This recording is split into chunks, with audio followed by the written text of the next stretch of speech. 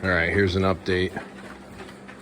This cheapo coolant bypass rather than the fleece kit. This one's almost half the price, so I went with it. So with the fleece O-ring in there, pretty sure I got it to seal up perfectly now.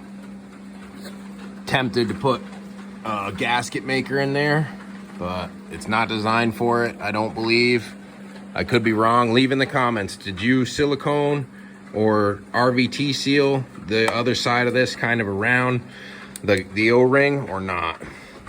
And then my other questions on the fleece side of things, when you buy the true kit, this one's got 3 O-rings, and all of them, I should have had them out already, but all of them don't look like the thermostat one.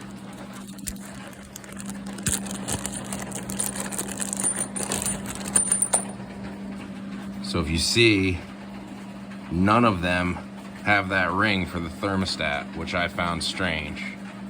And then that, I know where that goes because that's on the top of the stock coolant pipe, I do believe. So I know where that is. These two, I'm guessing they go for thermostats. But like I said, there is no sleeve. Usually they go into it. I don't know if I have the old one here from the last one. This is probably the ruined one. Yeah, that's the ruined one.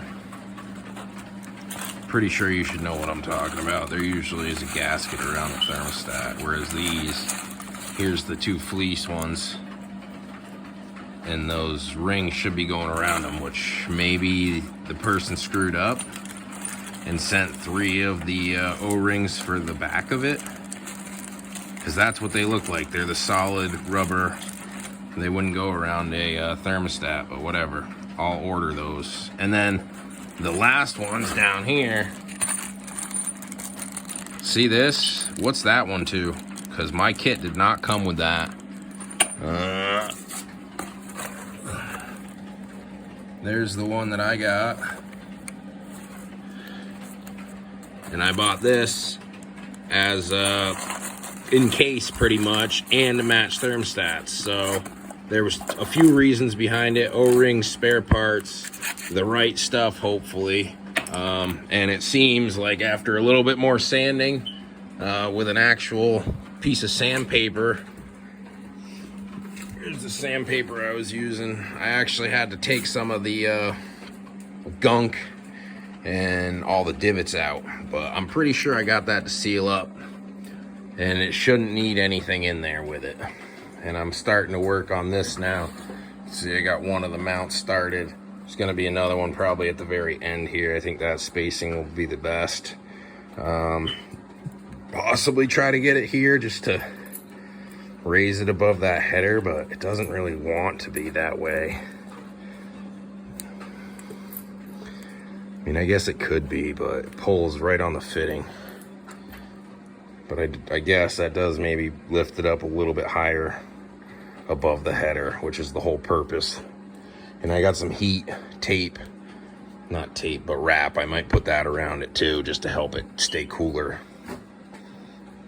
And then I need a plug for right here, because I'm gonna just plug that, I believe.